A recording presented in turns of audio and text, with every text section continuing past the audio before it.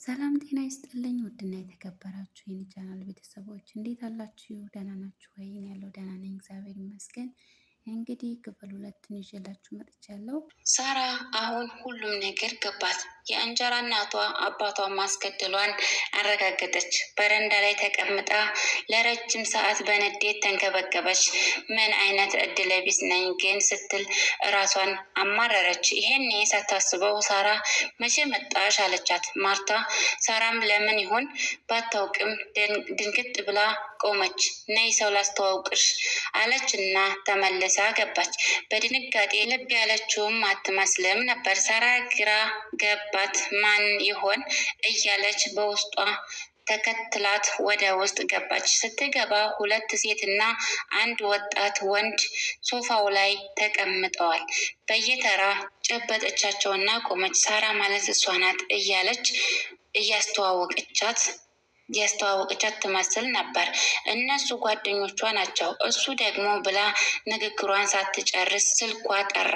ይሄኔ ሳራ ወደ መኝታ ክፍሏ ገብታ ጋደም አለችና የማታውቃትን እናቷንና ሳትጠግበው ያጣችውን አባቷን ፎቶ እያየች ማልቀስ ጀመረች።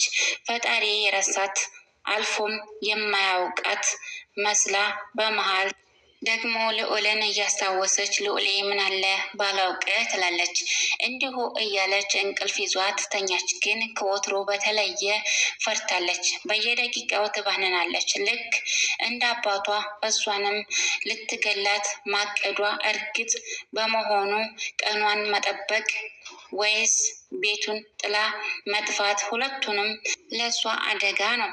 ብትጠፋም መሄጃ ስለሌላት ብትኖርም ሞት ስለታቀደላት ምርጫ የላትም። ሳራ ከቀን ወደ ቀን ዝም ፍዝዝ ማለት ጀመረች። ይባስ ብላ ማርታ ባሏ ወይም ደግሞ የሳራ አባት ከመሞቱ 4 ወር ሳይሞላው እንኳን በእድሜ ግማሽ የሚያንሳትን ባል አግብታ አረፈችው። ባል ተብዬው ሳራን ያስጠናታል። ልክ እንደ ታላቅ ወንድምም ይንከባከባት ጀመረ። ሳራ ይበልጥ ግራ ገባት። ይህ በእንዲህ እንዳለ የሚኒስትሪ ፈተና ደረሰ። ይህኔ ልዑል ለሳራ የተወጋ ልብ የሚል ልቦለድ መጽሐፍ ሰጣት። ሳራም ቤት ገብታ እስከምታነበው ጓጓች። ልክ እቤት ስትገባ የመጀመሪያ ስራዋ መጽሐፉን መግለጥ ነበር። ይህኔ በጥንቃቄ የተጣጠፈች ወረቀት ከውስጡ አገኘች። ከፍታ ማንበብ ጀመረች። ሳሪቲ ትምህርት ተዘግቶ ከመለያየታችን በፊት ስላለፉት ስህተቶቻችን ይቅር እንባባል። ይገርማል፣ እኔ አንቺን አፈቀርኩሽ። ማፍቀሬ ልክ ነበር፣ በአንቺ እይታ ደግሞ ስህተት ነበር። የሰጠሁሽ መጽሐፍ ቆንጆ የፍቅር ህይወት ያስተምርሻል የኔ ውድ። ማፍቀሬ ቢያስከፋሽም ማቆም አልችልምና አሁንም ወደፊትም አፈቅርሻለሁ ይላል። አንብባ ስትጨርስ የደስታም የሀዘንም ስሜት ተፈራረቁባት። ደስታዋ ልዑሌ ሲሆን ሀዘኗ ደግሞ ጓደኛዋ ቤቲ ናት። ሳራ ለልዑል መልስ መጻፍ አልፈለገችም። በነጋታውም የፈተና ፈረቃቸው ይለያይ ስለነበረ ሳይገናኙ ቀሩ።